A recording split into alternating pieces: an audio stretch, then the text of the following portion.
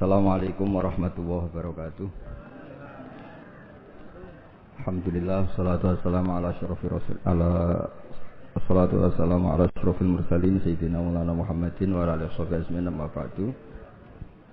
Yang kita hormati bersama keluarga besar Habib Haidar, wonten Syarifah Muzayyana, Syarifah Alifah, dan yang kula hormati wonten Habib Ali bin Yahya, Habib Ali Ba'adil, wonten Habib Ridho Al-Hasani, wonten mbah-mbah kula niki, wonten Mbah Akhfas, Mbah Zaki, wonten mas-mas kula, wonten Mas Zainul, Mas Sufyan sedanten, dan Kiai Khozin, wonten Mbah Najib, wonten pemain cadangan niki, wonten Mas Edi.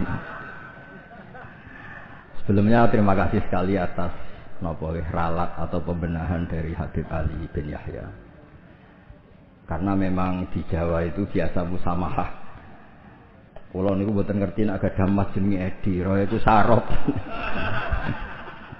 Niku muridé Said Abbas Al-Maliki. Tapi dadine ngoten niku. Tapi saya pastikan bahwa Habib Haidar ini teman dekat sama mbah saya, juga sama abahnya Mbak Akhfas Ki Hamid Dedawi. Jadi dulu itu cerita yang beredar, semoga ini tidak termasuk akhta' syai'ah atau al-akhta' syai'ah. Dulu itu Sayyid Hamzah bin Abdullah bin Umar ini, Sayyid Umar ini gurunya Mbah Mat. Jadi Mbah Mun punya mbah dari ibunya namanya Ahmad bin Su'aib. Itu ngaji sama Sayyid Umar Sato.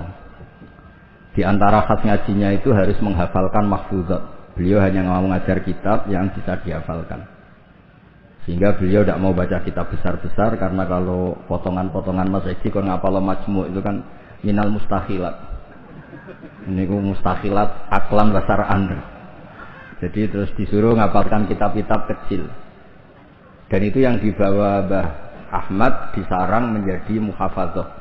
Disyarat untuk alim itu harus muhafadzah hafalannya.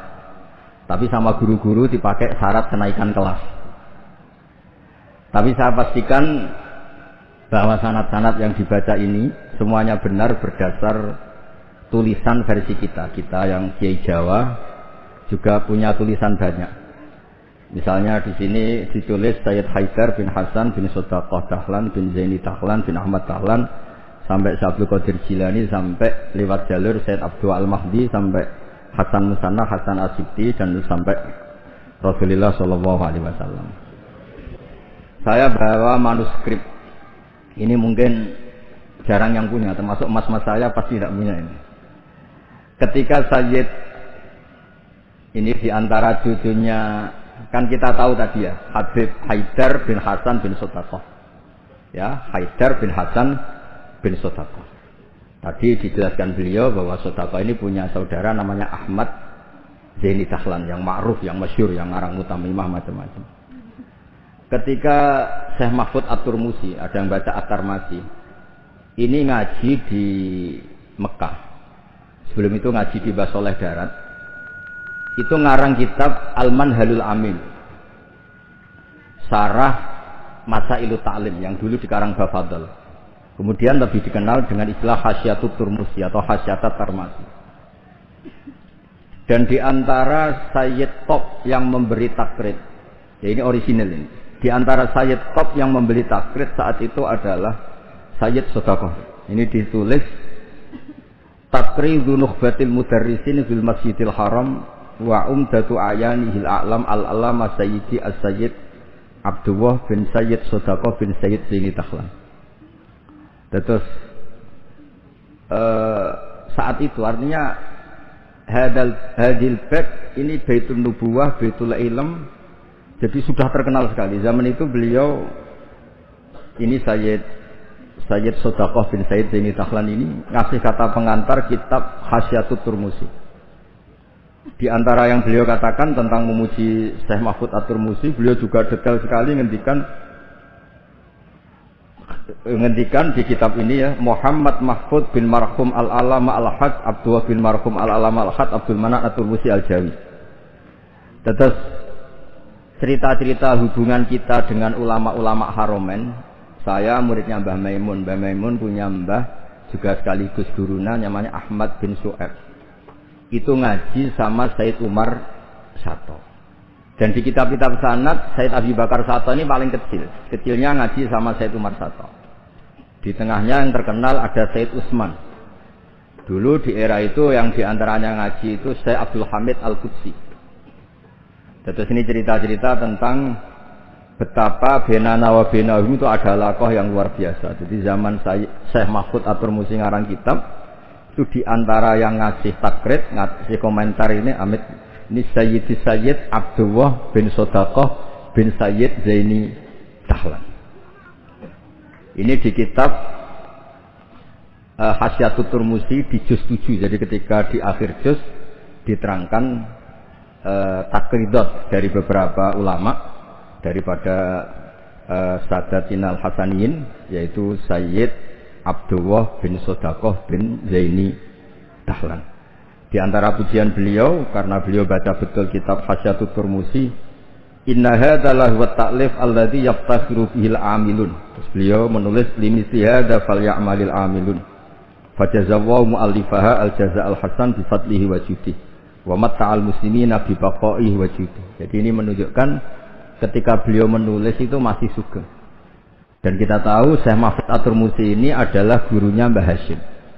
Jadi memang benar yang dikatakan Habib Ali kalau cerita Mbah Hasyim ngaji Syekh Ahmad Zaini Dahlan mah enggak mungkin, karena Mbah Hasyim ngaji sama Syekh Mahfud.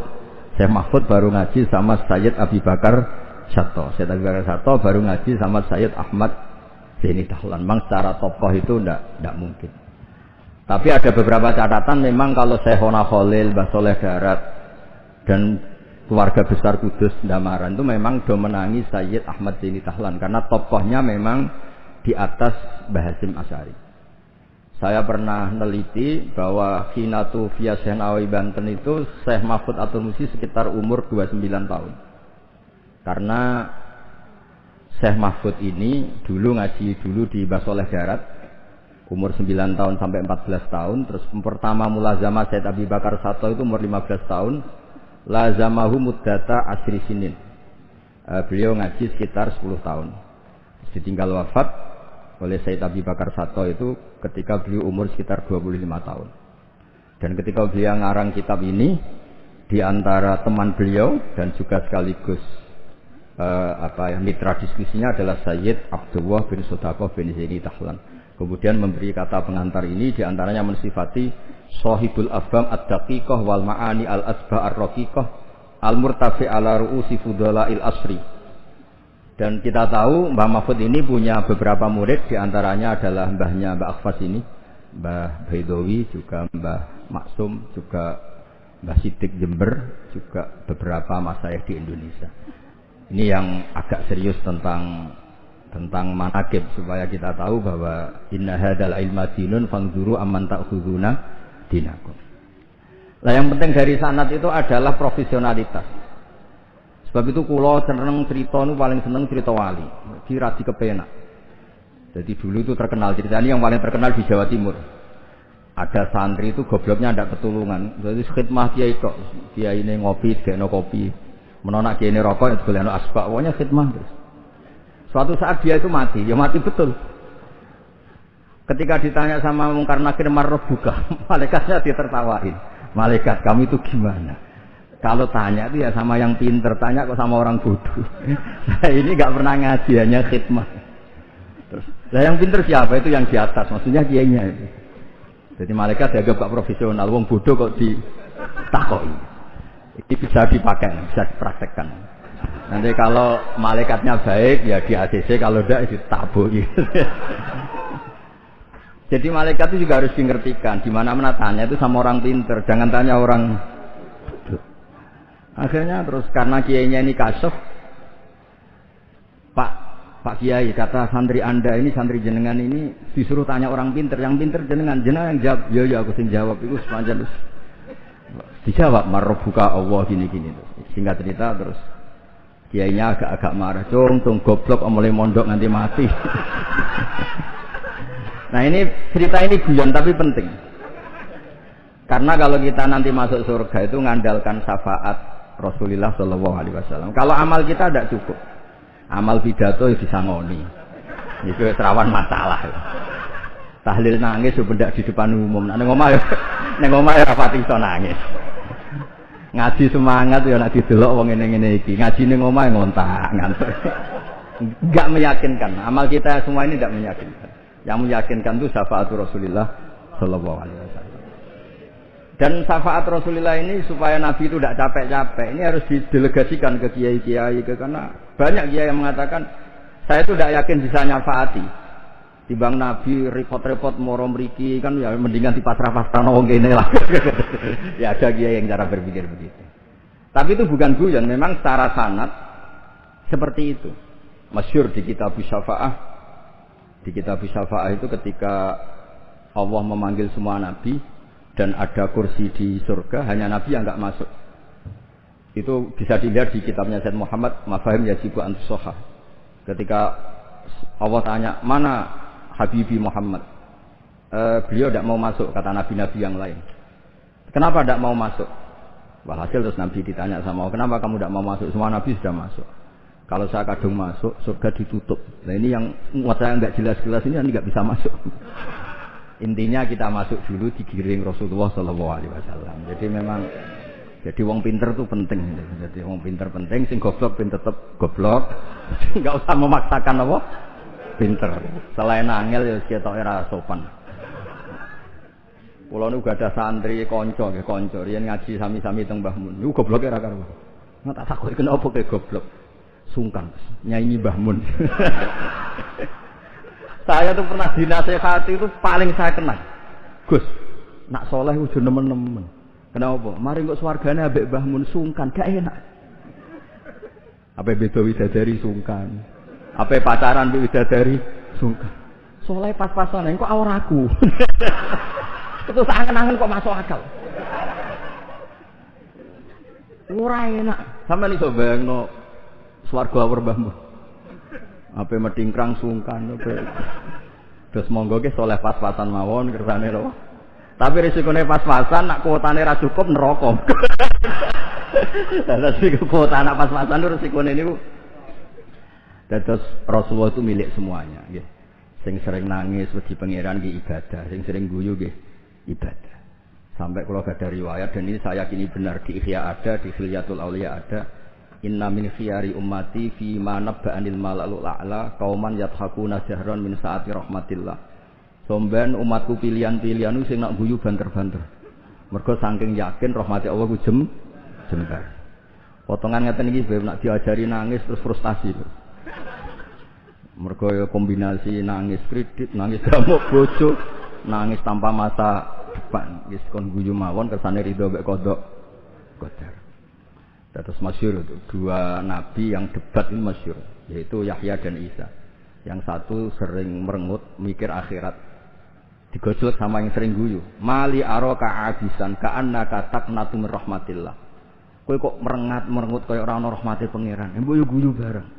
Terus sing sitok gojlok, mali aroka dohikan ka'annaka ta'manu min makrillah. Kowe guyu kaya ora ana azab kae.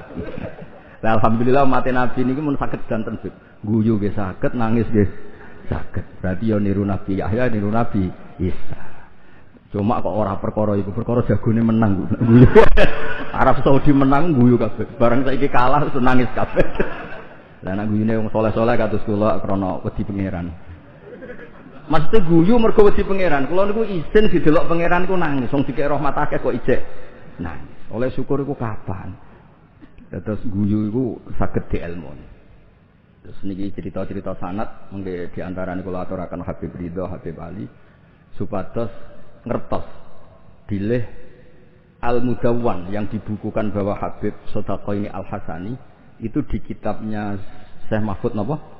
At-Turmusi. Beliau itu begitu bangganya dan di antara beliau yang beliau banggakan saya ngarek kitab ini ditakrid beberapa sadat, beberapa beliau ngendikan Sulalatun Nubuwah, di antaranya ada Sayyid Abdullah bin Sodaqoh bin Zaini Tahlan.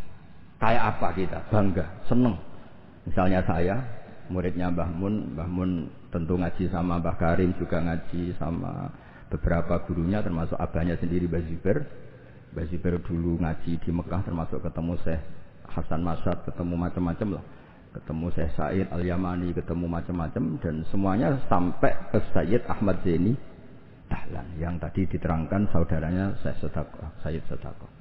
Tapi memang menyangkut tasamuh nama itu memang di Jawa umumnya meskipun kiai yang tahu itu biasanya tasamuh. Karena kalau ada orang mirip itu dipanggil mbahnya. Dulu saya ngaji di Sarang, saya ini punya mbah namanya Ki Sidik. Beberapa kiai manggil saya juga Sidik. Ketika saya mulai hafal Quran, beberapa kiai mulai manggil nama saya Nur Salim, karena bapak saya itu Kiai Nur Salim terkenal hafal Quran. Yang saya tidak mau itu dipanggil Lady. Wah itu naudzubillah min dzalik. Ma'adzallah itu. Jadi memang tasamuh ini semoga dimaklumi lah. Karena memang seperti Gus Idror ketika ngaji di Sayyid Ahmad juga dipanggil Maimun Shaghir. Tapi saya yakin pembenaran Habib Ali tadi memang kita butuhkan, memang benar-benar kita terima kasih karena memang harus ada bedanya adat Jawa dan Arab. Kalau di Arab memang Ahmad itu nama bin Zaini Dahlan, kalau di Jawa itu Ahmad itu nama tambahan. Jadi satu orang, saya namanya Ahmad Bahauddin ya satu orang. Kalau di Arab Ahmad cukup, Muhammad cukup. Makanya kalau di adat Habib orang Jawa itu bingung, Muhammad bin Ali bin Ahmad bin Ali, kadang Muhammad bin Muhammad sampai beberapa kali. Makanya dulu kalau di Israel itu kalau ada orang namanya Muhammad bin Ahmad bin Muhammad, kamu mempermainkan saya ya, karena jenenge mau dibola hafal. Padahal memang di beberapa adat begitu. Imam Ghazali berapa kali kata Muhammad itu? Muhammad bin Muhammad sampai 3 kali. Nah, Habib yang kita kenal misalnya Ali bin Husain yang Said Ali Zainal Abidin. Karena setelah itu punya anak namanya Muhammad Bakir. Sebenarnya hanya Muhammad saja, Bakir itu gelar. Di annahu baqarul ilma kan namanya kan Muhammad bin siapa? Ali bin Husain. Setelah itu ya bin Ali wa Fatimah Zahra. Jadi memang semoga dimaafkan kesalahan kiai-kiai ini. Sebagian memang salah karena memang benar-benar salah. Sebagian salah karena tasamuh, sebagian salah dari wong akeh berdamuk bojoku wis bingung. Salah itu macam-macam. Ora profesor, ora kiai berdamuk bojoku wis bingung niku. Makanya kalau pertama jadi kiai itu muji kiai top itu bukan karena alimnya, kalau sudah tua-tua itu. Wong ra duwe dhuwit, damuki bojo, utang jatuh tempo kok ijek mulang itu top. Jadi kalau alim itu sudah biasa, bisa dipelajari. Tapi dalam kondisi seperti itu masih bisa ngajar itu biasa. Akhirnya mulan jurumiyah enggak ada takrir. Khutbah Sa'ban diwaca Muharram. Karena memang di rumah penuh masalah. Terus khutbah mboten madhep ngalor mun sae lah pun bingung. Tapi Allah Taala nggih maklumi tiyang bingung. Wonten tiyang tobat. Niku hadis sahih mboten hadis dhaif, hadis sahih. Wonten tiyang tobat bareng ditampa Allah akhire mlebu swarga. Iku le muni Allahumma anta abdi. Pengiran Allahumma anta abdi. Ana rabbuk wa anta abdi. Terus dawe Kanjeng Nabi akhta min siddatil farah, sampai saking senenge iku dekne salah ning ngarepe pengiran. Musa pengiran ku salah. Manjen ya wau, manjen wong damuk ku ya repot. Wong penuh musibah nggih repot. Pemene pun rai-rai konflik sama Mas Edi niku repot. Terus niki wau mun perjanjian kalian Mas Nul. Niku Sarifah Zayana kula mun matur Mas Nul. Kula niki kan pemain inti. Kula kepen dicadangno niki kan butuh debutan sing butuh panggung niki butuh sapa. Terus tahun ngajeng saged diken misi. Mungkin hadirin ya muni innalillahi wa inna ilaihi raji'un. Terus ini yang diceritakan Habib Ali tadi, Masya Allah. Memang ini saya bacakan biar dapat barokahnya Habib Haidar. Ini tulisan orisinil Habib Haidar bin Hasan bin Sutako bin Zaini Dahlan. Ayyuhal qari' as'adakumullah. Ini kata pengantar beliau ketika nulis manaqibnya Sayyid Hamzah Sato. Laqad alqaitu manaqibat Sayyid Hamzah Sato rahimahullah miraran bi munasabati yaumi wafati fi jama'atin azimah minan nas. Waqad sa'alani katsirun min talabati wa asdiqaihim minal ulama an aktuba risalatan fi manaqibi rahimahullah wa tutba umarratan bata ukhra liyakuna huwa qudwatan wa uswatan li syubbanil yaum. Fa waqa'a fi qalbi luzumu ijabati hadha su'al hasba taqati. Wa inni ta'araftu bi anna tilka risalah lam tusaf bil kamal wa lam tuwaffi bi jami'i manaqibi Sayyid Hamzah Sato wa khisalih al-karimah. Walam takirra uyunun nadhirina ilaiha likillati bidu'ati atau walam tukirra uyunan nadhirina ilaiha likillati bidu'ati intinya itu dengan bahasa Arab seperti ini betapa kita membayangkan kealiman Sayyid Haidar. Beliau pakai lughatil fusha, beliau begitu fasih. Dan keluarga kami kenal sekali sama Habib Haidar karena Sayyid Hamzah Sato itu teman akrabnya buyut saya namanya Bashir Rahman, itu akrab sekali sama Sayyid Hamzah, bikin masjid kemana-mana. Dan Sayyid Bashir Rahman ini termasuk donaturnya Sayyid Hamzah ketika bangun masjid. Jadi makanya saya ini ketika Syarifah Muzayana ke rumah saya, terus ada Syarifah Hanifah juga, pernah juga dijolanin siapa Mas Farid yang dari Ngawi. Saya senang sekali karena memang muamalah, muasyarah dan apalah silaturahim semuanya ini sudah tersambung. Dan ini yang mudawwan, ini tulisannya Mbah Maimun tentang Sayyid Hamzah Sato, dan diantara yang disisipkan dipakai adalah takribnya Sayyid Haidar. Yang paling menyenangkan ya ini apa? Di kitabnya At-Turmusi ini, di antara kebanggaan Syekh Mahfud At-Turmusi adalah kitabnya ditakrib oleh Sayyid Abdullah bin Sodaq. Ini kan luar biasa. Ya, ini luar biasa. Ada silsilah keilmuan. Biasa ulang ada silsilah apa? Keilmuan, dan kita tahu inna hadzal ilma dinun fangduru amman ta'khuduna apa? Dinakum. Dan di antara akhdul ilmi adalah wujudu syafaati Rasulullah sallallahu alaihi wasallam, yaitu Nabi ngendikan syafaati li ahlil kabair min ummati. Mun ngapalah hadis segampang-gampang mawon. Nek ana hadis sing angel-angel syarat untuk syafaat kudu ngene-ngene ngapal sing niku mawon. Syafaati li ahlil kabair min ummati. Ampun tafsir ahli kabair sing ahli dosa gedhe, sing bulet-bulet wonten nomor kersane mboten memtersangkakan siapapun napa. Li ahlil kabair kanggo wong sing bulet-bulet. Nak kanggo nyuwun sewu nuduh orang melakukan fahisah ra apik, seudon mboten apik. Pokoke dimak. Kula nak manane jeneng ngoten sak nang ngaji. Syafaati li ahli kabair kuwi wong sing bulet-bulet. Mboten dosa gedhe kok. Seneng kok anggap wong liya dosa. Wong aku biasa khusnudan kok ge biasa suudzon. Lah kabair maknane kan dosa gedhe. Jare kowe, jare aku ora. Wong bulet-bulet. Terus ada kitab Al-Muwafaqat namanya. Itu kalau ngelem Rasulullah sallallahu alaihi wasallam tutup. Di antara pujiannya adalah disebut Ja'a bimillatin hanifiyah. Nabi ini membawa millah hanifiyah. Dan di antara beliau nyifati itu agama ini, hadhil millah.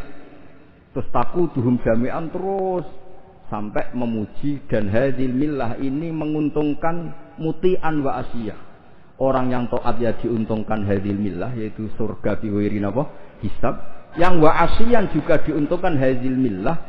Karena yang asyian pun sama Rasulullah dingendikani syafaati li ahlil kabair min umat. Bahkan Allah piyambak ngendikan kul ya ibadiyalladzina asrafu ala anfusihim la taqnatu mir rahmatillah. Jadi yang ahlul taah ya difasilitasi, bahkan ahlul isyan pun difasilitasi syafaat.